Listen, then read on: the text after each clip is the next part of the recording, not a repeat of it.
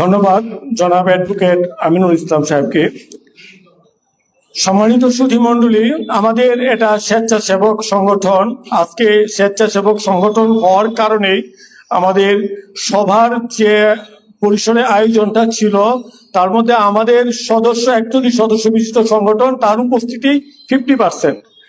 আর অন্যরা তো তাদের দায়িত্ববোধ থেকেই আসছেন না এখন পর্যন্ত।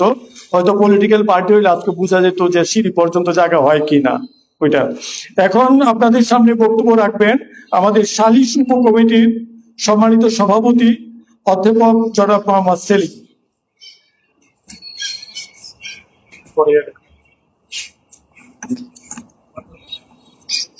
বিসমিল্লাহির রহমানির রহিম।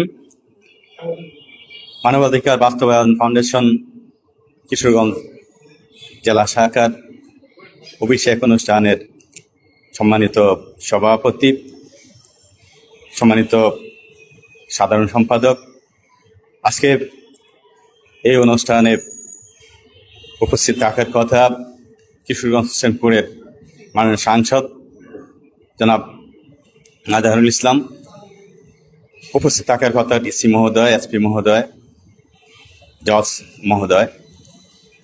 তো ওনাদের আসতে হয়তো একটু বিলম্বিত হওয়ার কারণে সময়ের বাধ্যবাধকতায় আজকের এই অনুষ্ঠান নির্দিষ্ট সময়ে 11টায় শুরু করা হয়েছে। তো আমি সম্মানিত অতিথি এবং মঞ্চের সামনে যারা উপবিষ্ট আছেন, মানবাধিকার ফাউন্ডেশন কিশোরগঞ্জের সম্মানিত সদস্যবৃন্দ, সবাইকে ব্যক্তিগত পক্ষ থেকে শুভেচ্ছা অভিনন্দন জানাচ্ছি আজকের এই অভিষেক অনুষ্ঠানে।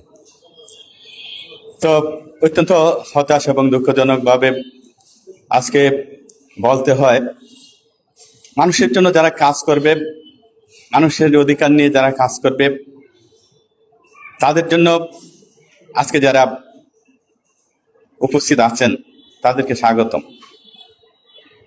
তো এখানে 41 জনের কমিটি, আমাদের কমিটির অনেকগুলি উপকমিটি আছে। আমরা আগে উপকমিটির আমার স্নেহাস্পদ ছোট ভাই অ্যাডভোকেট কাজল দীর্ঘ বক্তব্য রেখেছেন আইনি সহযোগিতা, মানবাধিকার সম্পর্কে এবং বর্তমান মানবাধিকার পরিস্থিতি নিয়ে। তো আমি এই মানবাধিকার নিয়ে ব্যাপক কোনো কথা বলতে এখানে উপস্থিত হই নাই।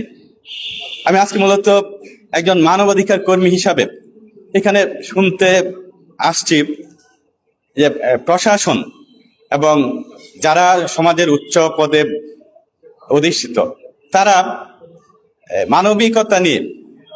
মানবিকতাকে কোন দৃষ্টিকোণ থেকে বিচার করে। তো আমার মনে হয় দুনিয়াতে যত ধর্ম আছে সব ধর্মের উপরে মানব ধর্ম, তো সবার উপরে মানুষ সত্য, তাহার উপরে নাই। এখানে শ্রদ্ধেয় গুণী স্যার উপস্থিত আছেন।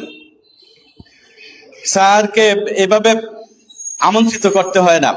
স্যার সমাজের প্রত্যেকটা সামাজিক অনুষ্ঠানে সরাসরি উপস্থিত থেকে উনি সমাজ সম্পর্কে যে উপলব্ধি, সেই উপলব্ধিটুকু ব্যক্ত করেন। আমি স্যারের প্রতি কৃতজ্ঞ। স্যার এখানে উপস্থিত হওয়ার সাথে সাথে আমি আমার সভাপতি মহোদয়কে বলেছি যে স্যারকে অন্তত একটু বক্তৃতা দেওয়ার সুযোগ করে দেন। ওনারা প্রাজ্ঞ, প্রবীণ, ওনাদের কাছ থেকে আমাদের অনেক জানার আছে। স্যার একজন মুক্তিযোদ্ধা, আমরা অনেকে জানি না। স্যার একজন সফল ব্যক্তিত্ব কিশোরগঞ্জের মধ্যে, এগুলি আমরা জানি না। তো আমার মনে হয় আমরা যারা এই সমস্ত স্বেচ্ছাসেবী সংগঠনের সাথে জড়িত আছি, আমাদের একটা দায়বদ্ধতা আছে। যারা দীর্ঘদিন যাবৎ সমাজের অবহেলিত মানুষ, সমাজের কুসংস্কার এবং সমাজে পিছিয়ে পড়া মানুষদের নিয়ে চিন্তা করে, তাদেরকে তুলে আনা, তাদেরকে উপস্থাপন করা। তো আমার মনে হয় এই সংকীর্ণতা আমাদের ত্যাগ করতে হবে। আজকে এখানে প্রশাসনের লোক উপস্থিত থাকলে কিশোরগঞ্জে মানবাধিকারের কি অবস্থা এটা আমরা সুস্পষ্ট জানতে পারতাম। এখানে আমার পরিচিত অনেক সাংবাদিক বৃন্দ উপস্থিত আছেন, চ্যানেল আই সহ বিভিন্ন প্রিন্ট মিডিয়ার ব্যক্তিত্ব এখানে উপস্থিত আছেন। আপনারা সবাই সচেষ্ট, আবার সবাই সচেতন। আপনারা জানেন কিশোরগঞ্জের 13টা উপজেলায় মানবাধিকারের কি অবস্থা।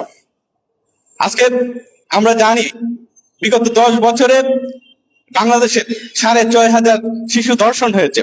কয়টা বিচার হয়েছে? আপনারা প্রিন্ট মিডিয়া এগুলি তুলে ধরেন। এরকম রামিসা, বেশ কয়েকদিন আগে রামিসার হত্যার বিচার হয়েছে। বিচারের রায় কার্যকর করতে হবে, এগুলি প্রশাসনিক দায়িত্ব। আমরা সামাজিক লোক, সামাজিক ভাবে সমাজে আমরা বিচরণ করি। সমাজে বিচরণ করতে যে আমরা অনেক অসংলগ্নতা সমাজে দেখতে পাই, সেগুলি যেগুলি আমাদের চোখে পড়ে সেগুলি নিয়ে আমরা কথা বলি। আজকে বাংলাদেশ সহ সারা বিশ্বে বিভিন্ন ক্ষেত্রে মানুষের অধিকার লঙ্ঘিত হচ্ছে। মানবাধিকার বলতে আমরা যা বুঝি, মানবাধিকার বলতে বুঝি যে আমার জীবন ধারণের জন্য যে সমস্ত সুযোগ সুবিধা, আজকে প্রত্যেকটা মানুষ তার জীবন ধারণের ক্ষেত্রে বিভিন্ন সুযোগ সুবিধা থেকে বঞ্চিত হচ্ছে। শিক্ষা, স্বাস্থ্য, সব ক্ষেত্রে আমরা আজকে বঞ্চিত হচ্ছি। এই বঞ্চিতের হাত থেকে আইনের সহযোগিতা আমরা পাচ্ছি না। অ্যাডভোকেসি সম্পর্কে কথা বলেছে আমার ছোট ভাই, সালিসি উপকমিটির আমি একজন সদস্য।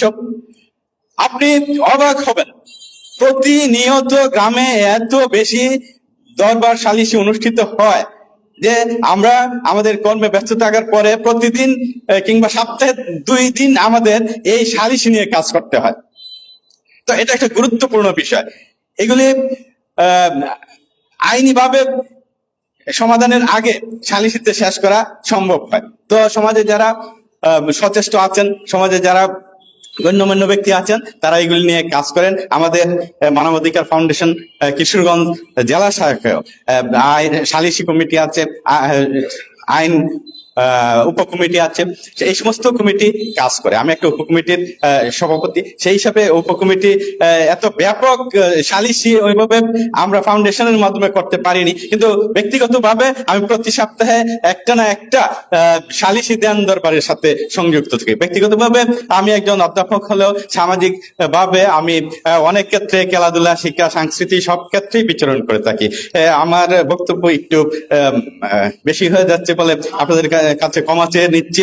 বক্তব্য করলাম এই কারণে, যেহেতু আমাদের অতিথিবৃন্দ আসতে একটু বিলম্বিত হচ্ছে, আমাদের অনুষ্ঠানটা একটু লিঙ্গার করতে হবে, সেই ক্ষেত্রে ইচ্ছে করে এখানে 2টি কথা বলার জন্য আমি দাঁড়িয়েছি। তো পরিশেষে আপনাদের সবার সুস্বাস্থ্য কামনা করি। আমাদের এই সংগঠন মানবাধিকার ফাউন্ডেশন কিশোরগঞ্জ জেলা শাখার যে সমস্ত কার্যক্রম, সেই কার্যক্রম যেন আমরা সুন্দর, সুষ্ঠু, সাবলীল ভাবে সম্পন্ন করতে পারি। আপনারা সবাই দোয়া করবেন, সহযোগিতা করবেন। আপনাদের দোয়া সহযোগিতায় আমরা মানবাধিকারের কাজগুলি এবং বাংলাদেশ সহ সারা বিশ্বে যেখানে মানবাধিকার লঙ্ঘিত হবে সেই সমস্ত অধিকারের ক্ষেত্রে আমরা সুচারুভাবে কথা বলতে পারবো, এই আশা এবং এই প্রত্যাশা ব্যক্ত করে আজকের এই অনুষ্ঠান সফল হোক, সার্থক হোক, এই আশা ব্যক্ত করে আমি আমার কথা শেষ করছি। সবাইকে ধন্যবাদ। আল্লাহ হাফেজ।